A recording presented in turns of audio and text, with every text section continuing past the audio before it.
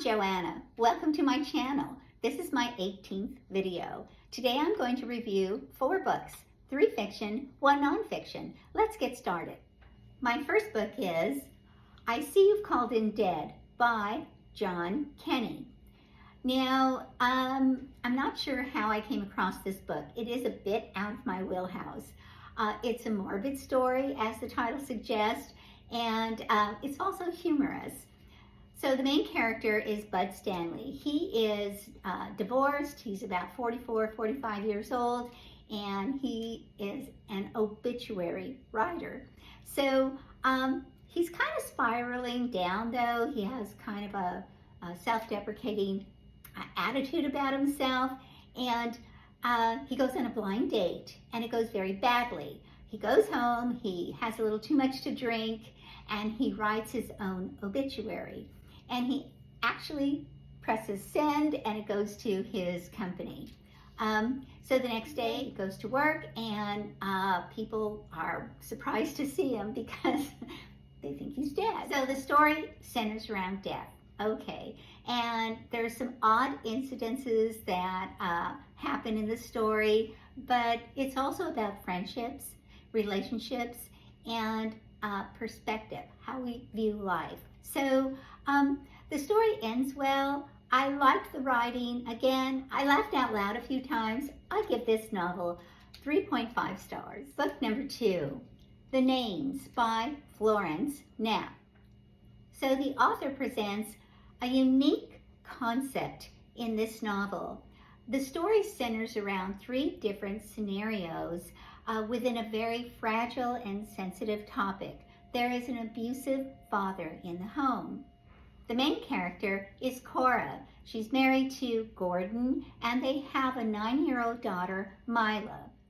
So Cora and Gordon have a newborn son, and within each scenario, the newborn is given a different name. The first one is Gordon, second one is Bear, and the third scenario, the little boy is Julian.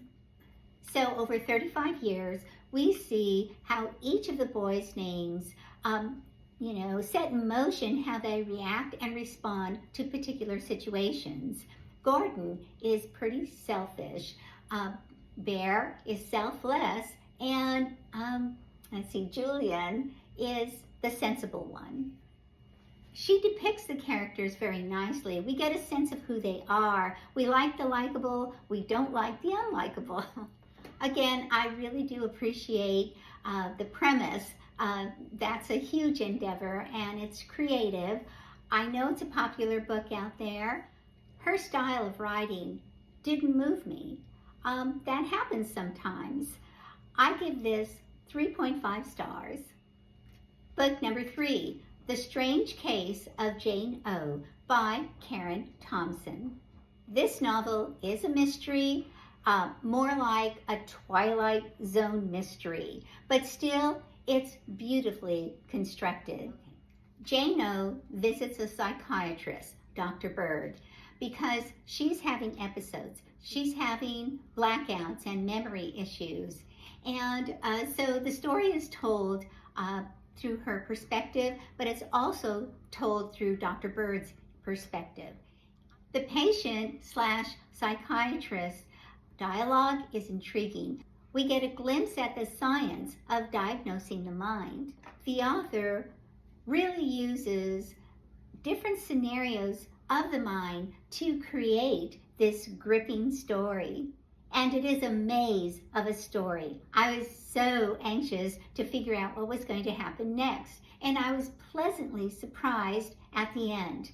I give this 4 stars. My nonfiction book, The Death of Expertise, The Campaign Against Established Knowledge and Why It Matters by Tim Nichols. Tim Nichols is a retired professor. He also worked for the National Security Affairs. He writes on how society today has access to so much information via the internet, the media, and technology. And he says that this gives us a false sense of how smart we really think we are, even over experts. He calls the search engine, like Google, the dumpster of information. It's what people glean will take those findings over a professional, like a doctor or a dentist, or any profession where that person has actually gone through the studies and through peer reviews, etc. He explains why facts are not the same as knowledge or ability. He explains and talks at length about confirmation bias and says how that seems to be preferred over expertise. This book is almost a plea for the general public to educate themselves on what's happening around them today. I do appreciate expertise. I don't minimize them at all. But this book really does force you to look at, particulars and also to search out expertise credentials. It does make sense. I like this book. It's well worth the read. I give this 4 stars. I'll be back next week with 4 more books.